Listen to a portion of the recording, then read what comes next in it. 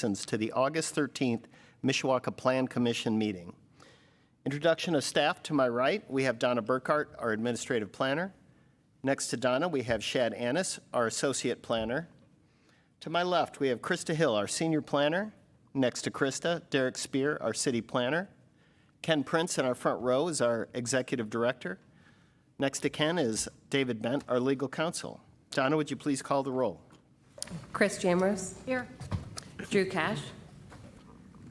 Woody Emmons. Sam Cressy. Here. Drew Johnson. Here. Randy Frost. Here. Kathy White Gaddage. Here. Mike Portalese. Here. Chris Torty. Here.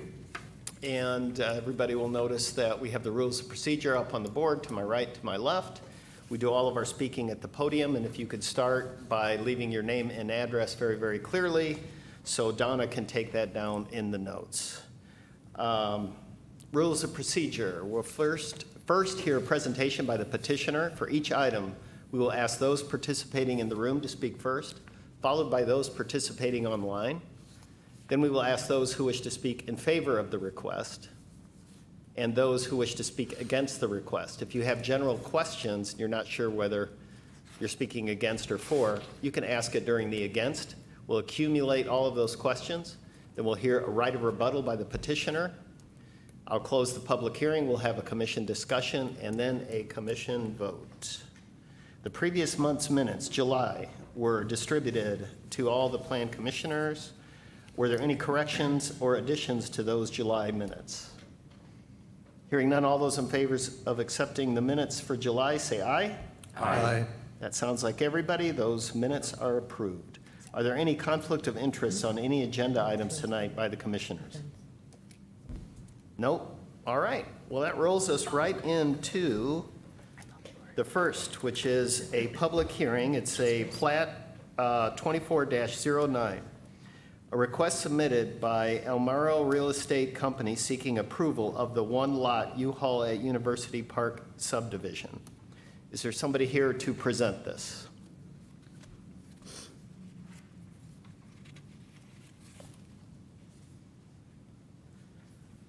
Good evening. Chris Godlewski, Abbott Marsh Consultants, 315 West Jefferson Boulevard, South Bend, Indiana. I represent the petitioner Americo, which is U-Haul. You've heard this a couple months ago as a PUD and annexation. That has all passed at this point, although there's still some outstanding comments on the plans. But the purpose of this is the plat. It's to organize all the three parcels into one parcel, dedicate easements. And then that was be the ending result of the land assembly here. So it's pretty straightforward. And I can take any comments or questions you have. Thank you for the clarification on that. And of course, this is just what this body's hearing tonight is a request combining the three parcels into one, establish easements and dedicated right-of-way. Correct. Yep. Yes. Are there any questions on this? Nope. Thank you for the presentation. Thank you. Is there anybody else in the room or online wishing to speak in favor of Plat 24-09? Hearing none, is there anybody in the room wishing to speak in opposition to Plat 24-09? Is there anybody online wishing to speak against Plat 24-09? Hearing none, is there any additional information? No additional information. Okay, with that, I'll close the public hearing, and if there's no questions or discussion from the commissioners, I'll take a motion. I'd like to make a motion to pass Plat 2409. Second. We have a motion and a second. Donna, would you please call for the vote? Chris Jamrose. Yes.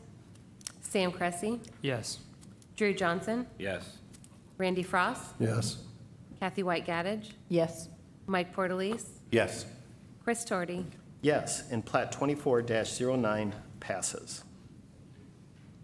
Thank you. Brings us to the next item, replat 24-04. The petitioner has requested to table this until the September 10th meeting. All those in favor of tabling this to the September 10th meeting, say aye. Aye. Opposed? And 24-04 has been successfully tabled. That brings us to a site plan. No public hearing on the site plan, and this is requested to be tabled as well. Site Plan 24-10. The petitioner is requested to table this as well to the September 10th meeting. All those in favor of tabling this to the September 10th meeting, say aye. Aye. Opposed? And Site Plan 24-10 has been successfully tabled to the September 10th meeting. Moving right along, gets us to Design Review 24-07, a request submitted by 215 West 4th Street, QOF LLC DBA Indiana Center for Recovery, South Bend LLC, requesting a design review waiver for a fence at 215 West 4th Street. Hi. Good evening, everybody. My name is Max. I'm the Executive Director at Indiana Center for Recovery. This is Tom. He's our Facilities Manager. We are requesting that we put a fence for our new adolescent outdoor area that we'd like to build out for our program. And so part of it is the parking lot in the back of the building, and the parking spaces that we are actually going to be taking over is going to be moved across the street, which is a plot of land that we have that already has parking spaces on it. And so we're requesting to actually put up a 10-foot fence so that we can actually have an outdoor area for our adolescent population once we start serving them. 10 foot? It Yeah, says 7. 10-foot. We'd like to do 10-foot. Somebody said that the city only requires 7. To be quite honest, I think 7 is too low. I'm dealing with very active adolescents, and so with the train track being on the other side, I kind of want to take measures a little bit further and have it be 10-foot if it's possible. Well, what's before us tonight is 7 foot. And my worry is that if you want us to pass 10 foot, it may not pass. So is there a reason why? So when you went through this and you got the approval from the staff, did they know it was, that you potentially wanted a 10 foot? Yes.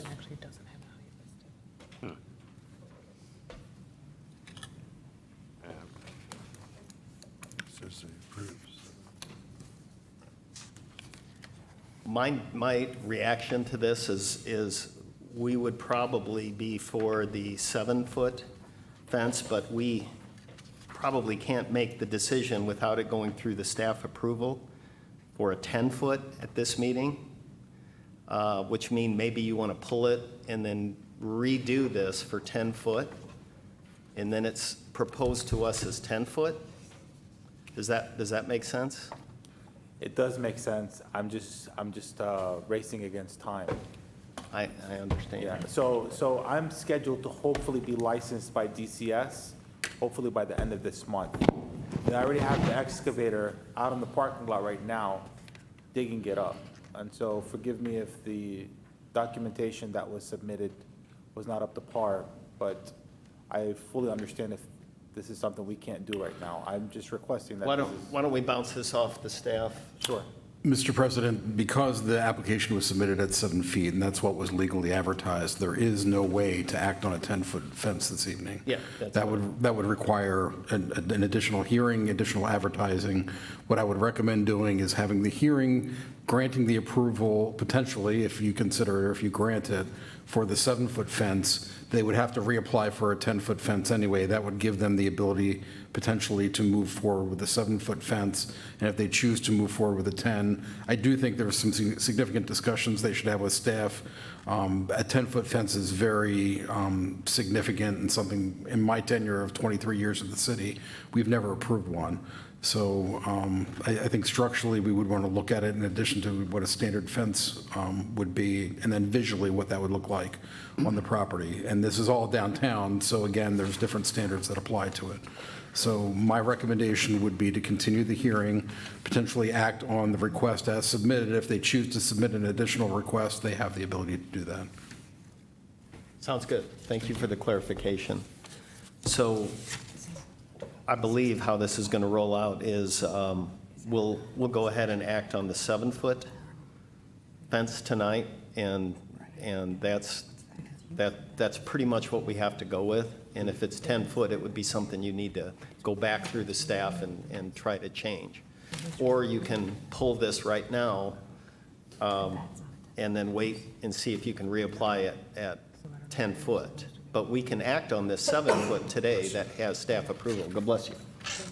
Okay, so if we approve on the 7-foot tonight, what you're stating is that I can also maybe do like an addendum, like maybe like in another month, maybe add on to the fence if I'd like to? Well, the only thing that we would give you approval for is what's on this is a 7-foot fence. So anything after that, I don't know how that would roll out. That would be between the staff and any other changes. Understood, okay. So is that what you want to do? Do you want to go for the 7-foot? Yes. Also, as far as the materials concerned, I get different messages on what material we can and cannot use for the fence. We are preferring to use steel. Is that something that you all will approve as well, or is there something else that you all? It's going to be like that. Street walls are proposed. Can you be more definitive of steel? Are you looking at corrugated Well, or? it's going to be a flat panel steel, and then it's going to have welded, flat, supported steel going across, so they can't climb over the fence. Okay, so this is as much containment as it is kind of definition? Exactly, yeah, we don't want them to get out with the railroad tracks being there. Okay. We just want a nice area for them to go outside and, play basketball, pickleball, because the way we're designed at our facility is nobody leaves the facility when they're in our residential program. Do you have any idea how many adolescents you'd be treating and using that facility? 50, 50? yes, Okay. sir. We currently have 137 beds right now for our adult population. I'm going to throw a question back to the staff on their comfort level on the steel. And if that's something that's contrary to what I'm looking at here. That was part of the what's proposed, that picture there is what that we had been given as an example, and that is a metal or a steel Okay. fence. So, yes, we were okay with a 7-foot steel fence similar to, is that fence in the picture 10 feet tall? No. Okay, so that's what we had as an example, so that's what we were going off of. Got it. Understood. Thank you. Any other questions? Nope. Thank you for the presentation. Thank you so much. Is there anybody else in the room or online wishing to speak in favor of Design Review 24-07? Anybody in the room or online wishing to speak in opposition to Design Review 24-07? Any additional information? No further information. Then we'll close the public hearing. And does any commissioners have any comments? Otherwise, I'll call for a motion, and this motion will be for what is written here, which I is do have a quick question. If I can 7 ask foot. staff. If they were to erect 10-foot poles, but put a 7-foot fence up now and add the 3, when they come back, would they be within guidelines of what we're voting on tonight? No, okay. Tried. So 7 foot in totality. Okay. Close the public hearing, and I'll take a motion. Make a motion for approval of Design Review 24-07. I'll second. We have a motion and a second. Donna, would you please call for the vote? Chris Jamrose? Yes. Sam Cressy? Yes. Drew Johnson? Yes. Randy Frost? Yes. Kathy White Gaddage? Yes. Mike Portalese? Yes. Chris Doherty? Yes, and Design Review 24-07 passes. Thank you for the presentation.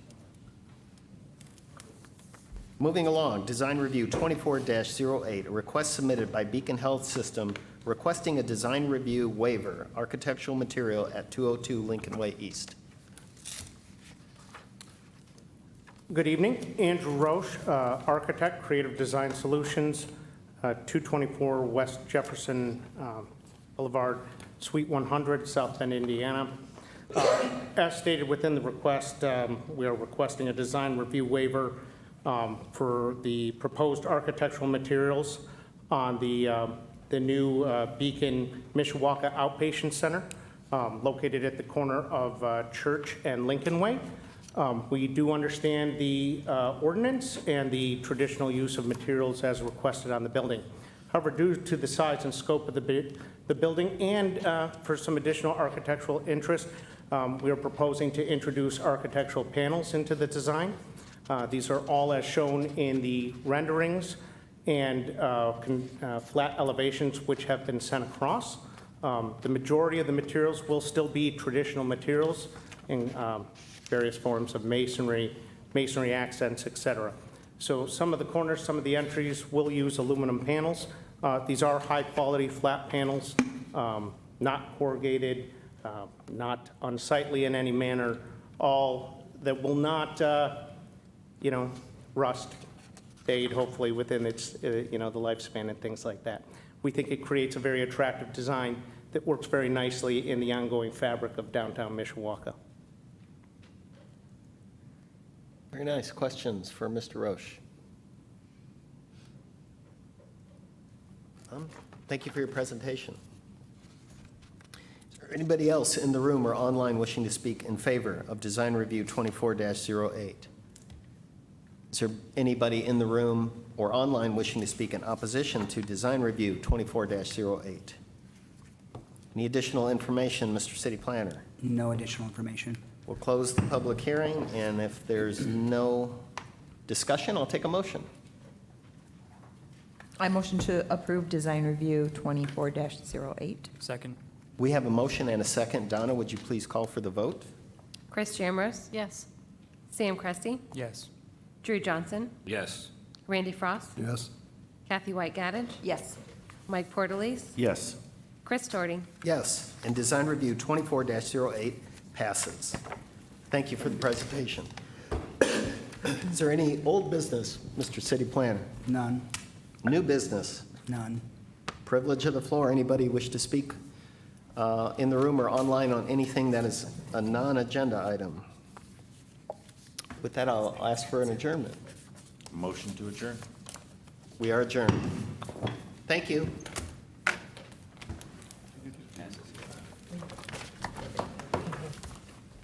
Zippity-doo-dah. We had a 10-minute.